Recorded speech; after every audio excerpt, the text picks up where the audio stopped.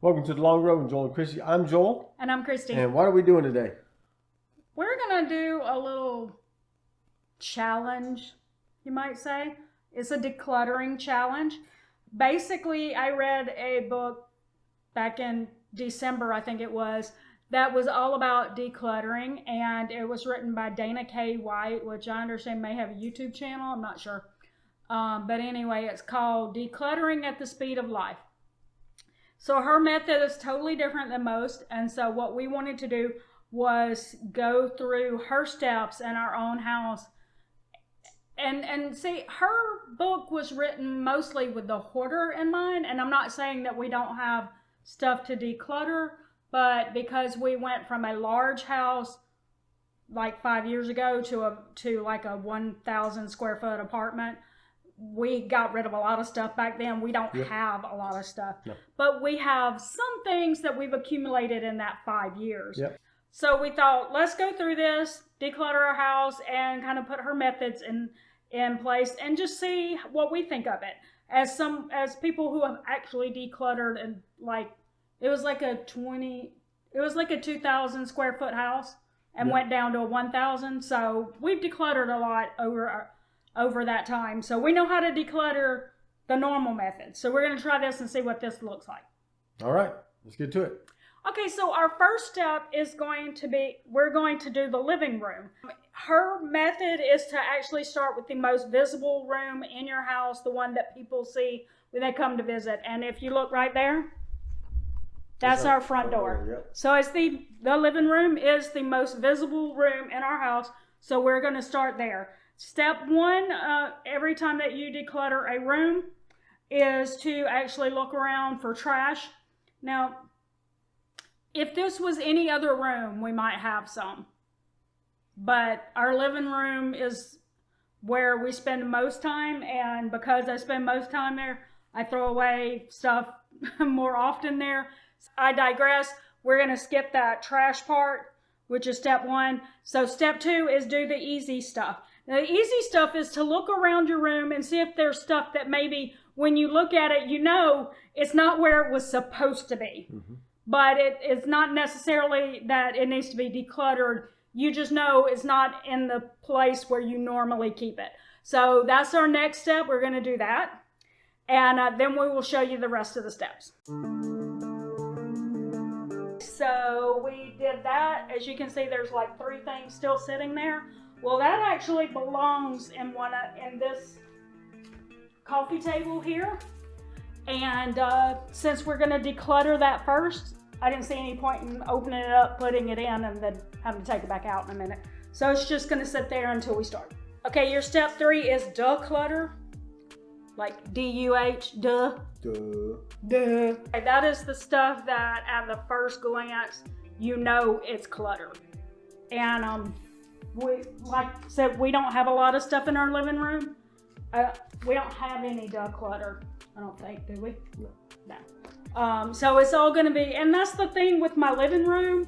When we bought our furniture this past year, I purposely looked for things that was going to have containers, which this person talks a lot about.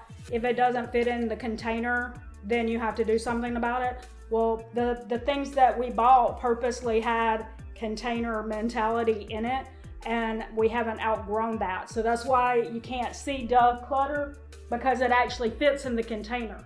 But that doesn't mean that I don't have some stuff in there that we could, in those containers, that we could get rid of. So we're going to do that, but they don't fall under the category of duh. Okay. All right. Step 4 is to ask decluttering questions. So you do this for every little thing that you ask. So you say, the first question is, if I needed this item, where would I look for it? So when you open up a container, whatever it is, and you see an item, you look at the item and say, is this where I would look for it? And if the answer is no, then you go to the place where you would look for it first, okay? And then the second decluttering question is, if I needed this item, would it ever occur to me that I already had one?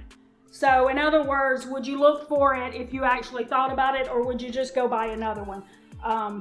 So if you don't realize you have it and you keep buying another one, then you obviously don't have it in a good place where you would remember that you already had it. So you would need to ask yourself those questions. So that's the 2 decluttering questions.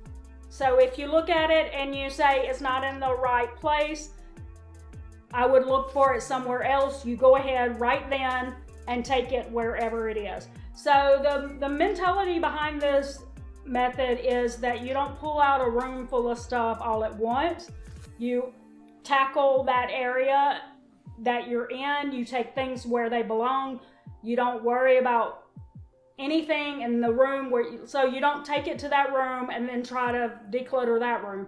You stay in the room where you are, like you just put it down, go back to the room where you're actually working. So that's what we're gonna do next. And then the next step is to make it fit. Again, that container concept is that if it doesn't fit in the container, then you have to start figuring out what you might do with those things so that what is in the container actually fits.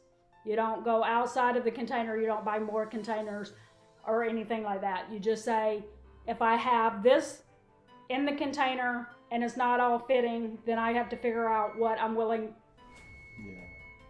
Sorry.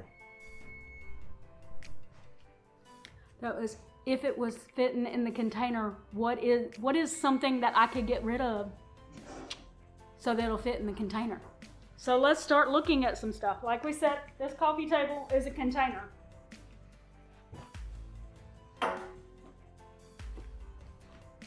By the way, we recorded this on Super Bowl Sunday and Joel was getting food out of the oven. It also talked about when you're deciding about what to get rid of, you look at what you have and you group like items together. So as you can see, I grabbed the notes thing off the top. This is notes. Another journal type thing that was given to me a couple of weeks ago. This is one of my notebooks. This is another notebook. Considering we are mostly digital, it's weird for me to have this many notebooks. But this is the one that I keep my YouTube notes in. All right, so we're gonna keep going through that. As you can see, like he just pulled a Wi-Fi router out of there. I'm not sure why we kept that. It's an empty box. It's an empty box. So there was where some trash was, right? All right, so we're gonna put this on a time lapse and we'll pick up when we're done with this part.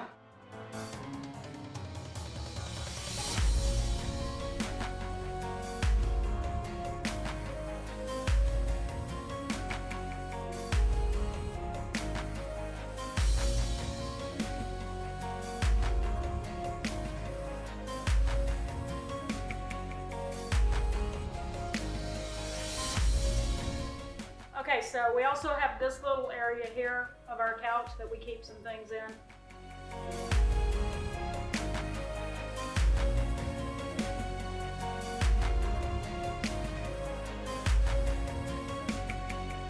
Who remembers when Joel was using that on his phone? Dun-dun-dun-dun-dun-dun, Batman. And like I said, was using it on his phone. So don't guess we need that there.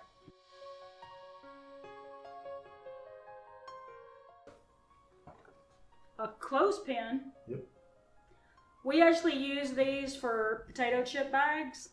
When you open a potato chip bag, instead of buying a chip clip, just buy a pack like 100 clothespins and you'll save yourself a ton of money. But sometimes they don't get put back where they belong.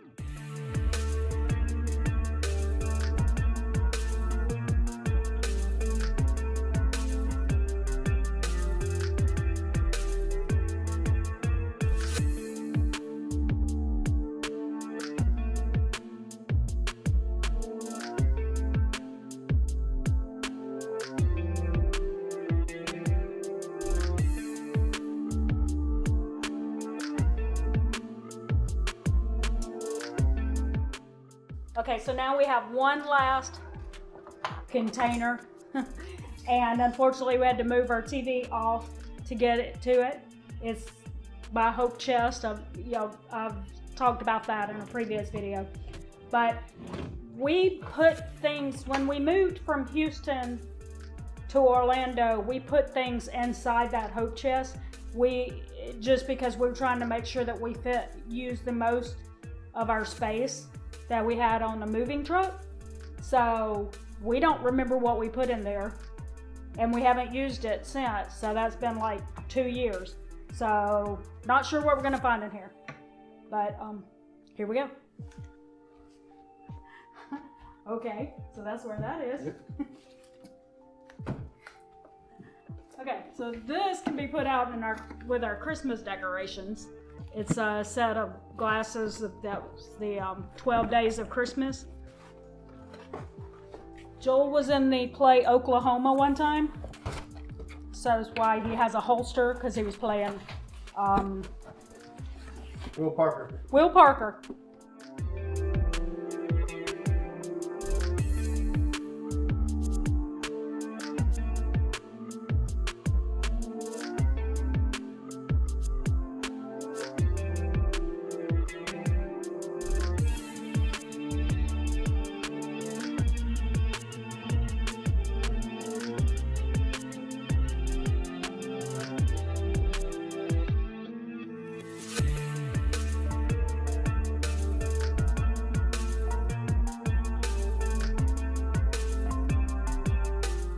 Alright, so we did find this. That was from when Joel ran the New York City Marathon. They gave that to all the participants after the race. If Yeah. you chose the parka rather than bag check, you got that after the race to keep warm.